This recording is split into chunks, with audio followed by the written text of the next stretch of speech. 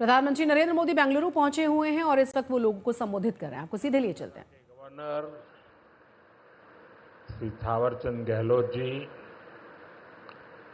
मुख्यमंत्री सिद्धरामैया जी, केंद्र में मेरे सहयोगी मनोहर लाल खट्टर जी, एचडी कुमारस्वामी जी, अश्विनी वैष्णव जी, वी सोमन्ना जी, सुश्री शोभा जी, उप मुख्यमंत्री डीके शिवकुमार जी, कर्नाटका सरकार में मंत्री वी सुरेश जी, नेता विपक्ष आर अशोक जी, सांसद तेजस्वी सूर्या जी, डॉक्टर मंजुनाथ जी, एमएलए विजयेंद्र येडियुरप्पा जी और कर्नाटका के मेरे भाई और बहनों, कर्नाटका की धरती पर कदम रखते ही अपनापन सा महसूस होता है।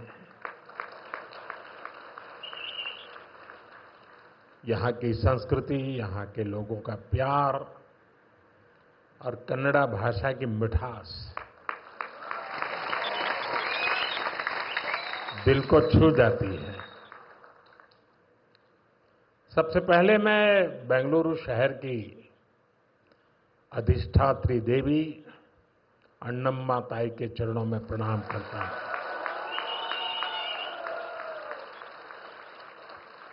सदियों पहले नाड़ प्रभु केम्पेगौड़ा जी ने बेंगलुरु शहर की नींव रखी थी। उन्होंने एक ऐसे शहर की संकल्पना की थी जो अपनी परंपराओं से भी जुड़ा हो और साथ ही प्रगति की नई ऊंचाइयों को भी छुए। बेंगलुरु ने अपनी उस स्पिरिट को हमेशा जिया, हमेशा उसे सहज कर रखा और आज बेंगलुरु उस सपने को साकार कर रहा है। साथियों, बेंगलुरु को हम एक ऐसे शहर के रूप में उभरता देख रहे हैं जो न्यू इंडिया के राइज का सिंबल बन चुका है। एक ऐसा शहर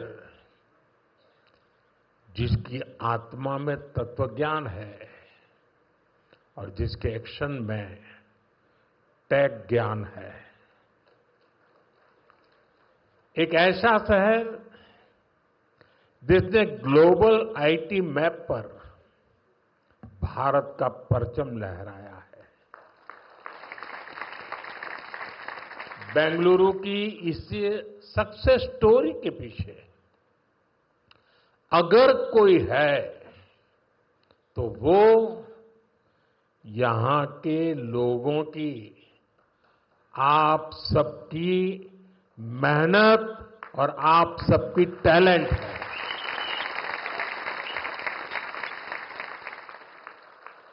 फ्रेंड्स, 21वीं सदी में अर्बन प्लानिंग और अर्बन इंफ्रास्ट्रक्चर हमारे शहरों की बहुत बड़ी आवश्यकता है। बेंगलुरु जैसे शहरों को हमें भविष्य के लिए भी तैयार करना है। बीते समय में बेंगलुरु के लिए भारत सरकार की तरफ से हजारों करोड़ रुपए की योजनाएं शुरू की गई हैं। आज इस अभियान को नई गति मिल रही है। आज बेंगलुरु मेट्रो येलो लाइन का शुभारंभ हुआ है। मेट्रो फेज 3 की आधारशिला भी रखी गई है। साथ ही देश के अलग अलग हिस्सों के लिए 3 नई वंदे भारत ट्रेनों को हरी झंडी भी दिखाई गई है। बेंगलुरु से बेलगावी के बीच वंदे भारत की सेवा शुरू हुई है। इससे बेलगावी के व्यापार और टूरिज्म को बढ़ावा मिलेगा। इसके अलावा नागपुर से पुणे और श्री माता वैष्णो देवी कटरा से अमृतसर के बीच भी वंदे भारत एक्सप्रेस शुरू हुई है। इससे लाखों श्रद्धालुओं को लाभ होगा, पर्यटन को बढ़ावा मिलेगा। मैं इन सभी प्रोजेक्ट्स के लिए वंदे भारत ट्रेनों के लिए बेंगलुरु, कर्नाटका और देश के लोगों को बहुत बहुत बधाई देता हूं। साथियों, आज ऑपरेशन सिंदूर के बाद मैं पहली बार बेंगलुरु आया हूं।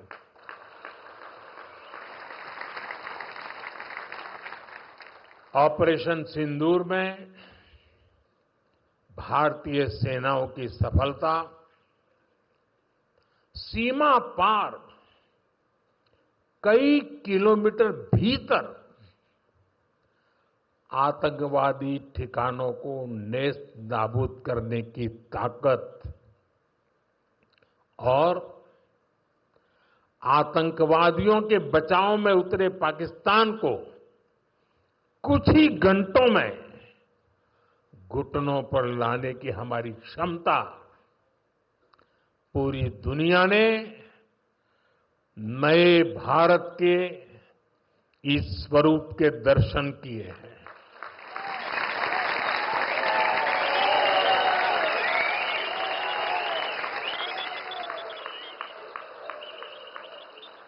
ऑपरेशन सिंदूर की सफलता के पीछे बहुत बड़ी वजह हमारी टेक्नोलॉजी और डिफेंस में मेक इन इंडिया की ताकत है। और इसमें बेंगलुरु और कर्नाटका के युवाओं का भी बहुत बड़ा योगदान है। मैं इसके लिए भी आज आप सभी का अभिनंदन करता हूं। साथियों, आज बेंगलुरु की पहचान दुनिया के बड़े सिटीज के साथ होती है। हमें ग्लोबली कॉम्पीट भी करना है, इतना ही नहीं, लीड भी करना है। हम तभी आगे निकलेंगे जब हमारे शहर स्मार्ट होंगे, फास्ट होंगे, एफिशिएंट होंगे। इसलिए आज मॉडर्न इंफ्रा के लिए प्रोजेक्ट पूरे कराने पर हमारा इतना जोर है। आज आरवी रोड से बोम्मा संद्रा तक येलो लाइन शुरू हुई है। ये बेंगलुरु के कई अहम एरियाज को आपस में कनेक्ट करेगी। बसवनगुड़ी से इलेक्ट्रॉनिक सिटी तक ये सफर में भी अब सब कम समय लगेगा। इससे लाखों लोगों के जीवन में ईज ऑफ लिविंग बढ़ेगी, ईज ऑफ वर्किंग बढ़ेगी।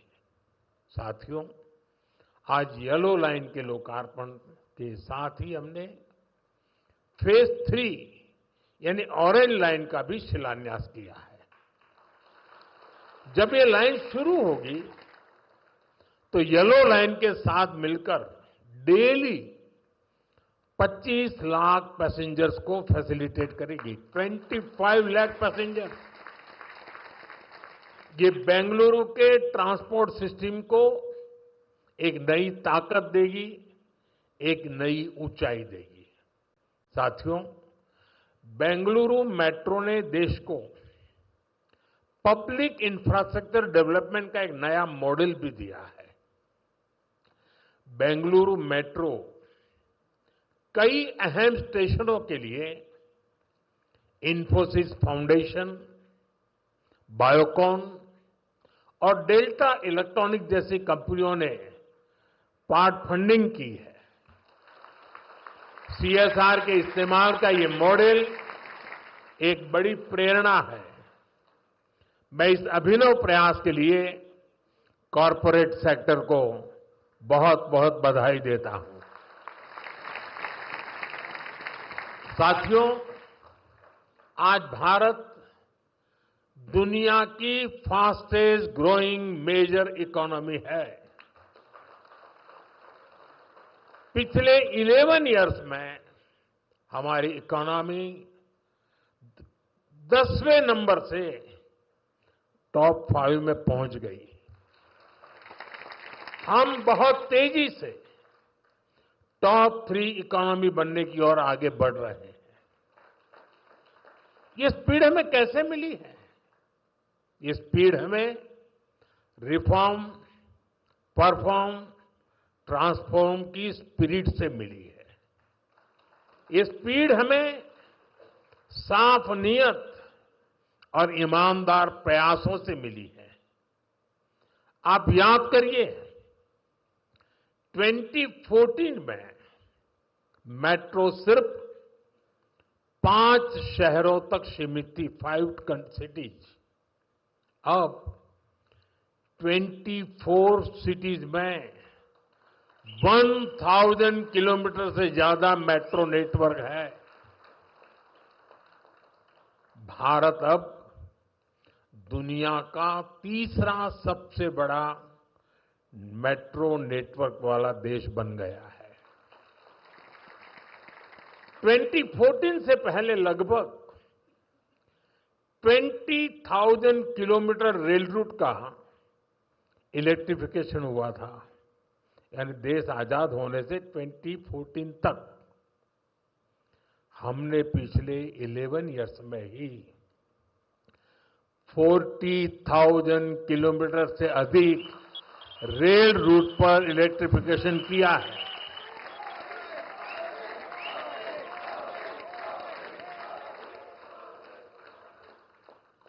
साथियों, जल, थल, नभ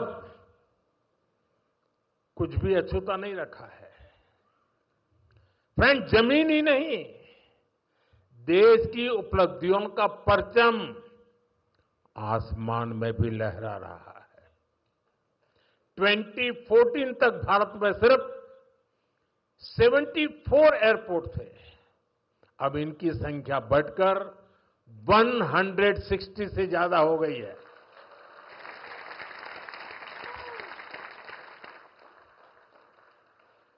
नभ की सिद्धि, थल की सिद्धि और जल की भी वाटरवेज का आंकड़ा भी उतना ही शानदार है।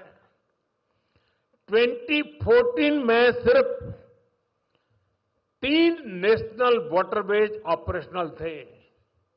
अब यह संख्या बढ़कर 30 हो चुकी है। साथियों, हेल्थ और एजुकेशन सेक्टर में भी देश ने एक बड़ी जंप लगाई है। 2014 तक हमारे देश में सिर्फ 7 एम्स और 387 मेडिकल कॉलेज थे। अब 22 एम्स और 704 मेडिकल कॉलेज लोगों की सेवा में जुटे हैं। बीते 11 साल में देश में मेडिकल की 1 लाख से ज्यादा नई सीटें जुड़ी है। आप कल्पना कर सकते हैं इससे हमारे मिडिल क्लास के बच्चों को कितना फायदा है। इन 11 वर्षों में आईआईटीज की संख्या भी 16 से बढ़कर 23, ट्रिपल आईटीज की संख्या 9 से बढ़कर 25 और आईएम्स की संख्या 13 से बढ़कर 21 हो चुकी है। यानी आज स्टूडेंट्स के लिए हायर एजुकेशन में ज्यादा से ज्यादा मौके बन रहे हैं। साथियों, आज देश जिस गति से आगे बढ़ रहा है, उसी गति से गरीब और वंचित का जीवन भी बदल रहा है। हमने प्रधानमंत्री आवास योजना के तहत 4 करोड़ से अधिक पक्के घर दिए हैं। अब हमारी सरकार 3 करोड़ घर और बनने जा रही है। हमने सिर्फ 11 इयर्स में 12 करोड़ से अधिक टॉयलेट्स बनाए हैं। इससे देश की करोड़ों माताओं बहनों को गरिमा, स्वच्छता और सुरक्षा का अधिकार मिला है। साथियों, देश आज जिस गति से विकास कर रहा है, इसके पीछे हमारी इकोनॉमिक ग्रोथ एक बड़ा फैक्टर है। आप देखिए, 2014 से पहले भारत का टोटल एक्सपोर्ट $468 बिलियन तक पहुंचा था।